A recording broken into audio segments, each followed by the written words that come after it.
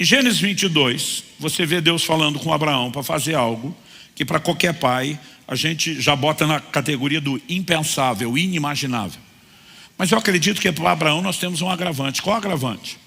O homem, aos 75 anos, inicia uma jornada em obediência a Deus. A Bíblia diz que ele não podia ter filhos. Não há registro que ele pediu isso a Deus, mas também não há registro que não. Mas Deus toma a iniciativa e diz, eu vou te dar um filho.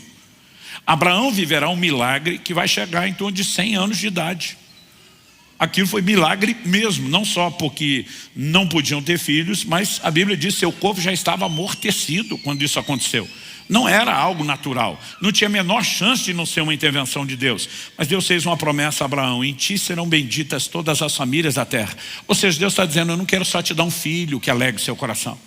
Eu e você precisamos entender que por trás de tudo que Deus nos dá, Ele tem um plano para que a gente transborde, para que a gente abençoe outros. E Deus estava dizendo, eu vou fazer algo na terra toda, diz respeito ao meu plano redentor.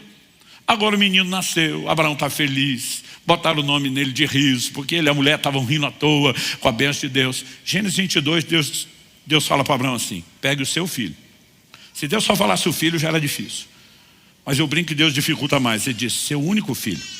O filho que você ama. Eu lembro que um dia eu estava lendo isso, falei para Deus, desnecessário, falei isso tudo. Pô, já era difícil obedecer, o Senhor lembra que é filho único, é o filho que ama, quer dizer, só dificultou. E Deus diz, ofereça a ele em sacrifício. Pergunta, Deus queria arrancar o menino de Abraão? Não. Nós sabemos que não, porque ele tinha feito promessa, ele tinha um plano. Então por que é que Deus pede aquilo? Porque de alguma forma ele está dizendo, para que eu faça tudo que eu realmente quero fazer, você tem que me entregá-lo. E ainda que ele não tenha ido até as últimas consequências, porque Deus o parou antes, ele estava disposto a ir às últimas consequências. Mas a Bíblia também diz que Abraão, Hebreus 11, diz que Abraão cria que Deus podia ressuscitá-lo dos mortos. Por quê? Se Deus prometeu que através desse menino ele vai fazer algo, não faz sentido interromper a vida do menino. Então, ainda que morra, tem que voltar à vida. Abraão não está entendendo nada, mas obedece. A pergunta é, o que é que Deus está propondo? Nós precisamos entender que tem algo maior do que a gente consegue imaginar.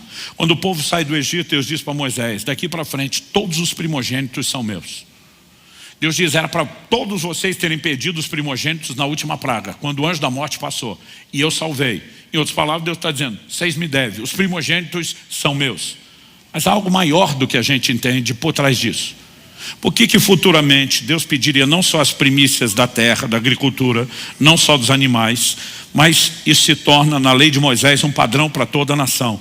Todo primogênito pertencia a Deus. Para ter o direito de criar o filho, o pai tinha que resgatar de Deus o primogênito que era dele. Porque quando você santifica a primeira parte de algo, você está santificando o restante daquilo de onde ela foi tirada. Deus não precisava da primeira parte, mas ele sabia que quando santificassem a primeira parte, uma bênção seria desencadeada sobre o restante.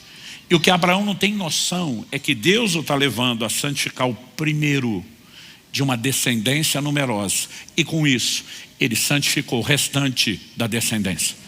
Sabe quando é que isso vai ficar claro?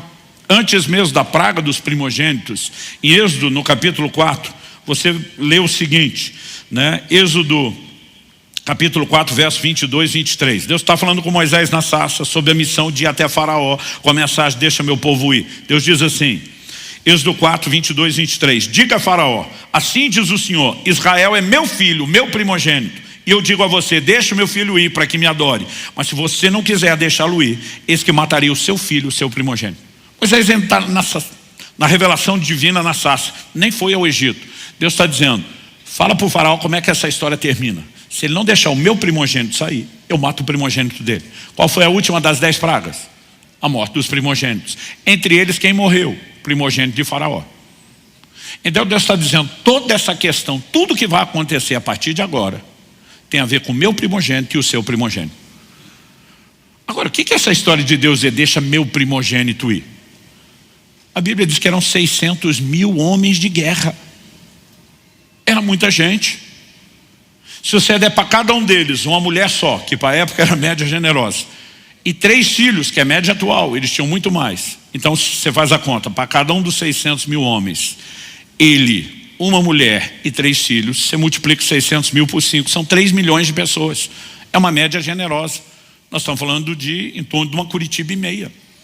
Era muita gente. Balaão sobe em 4 montes diferentes e não consegue ver o fim do povo. Aquilo era um mar de gente, uma massa humana se movendo em direção à terra prometida. Mas Deus está olhando aquilo tudo e vendo o primeiro que Abraão santificou. Quando santificou o primogênito, ele santificou o restante da linhagem. Agora Deus está olhando todo o restante que vem daquilo e diz: é o meu primogênito que me foi entregue depois. Quem está entendendo?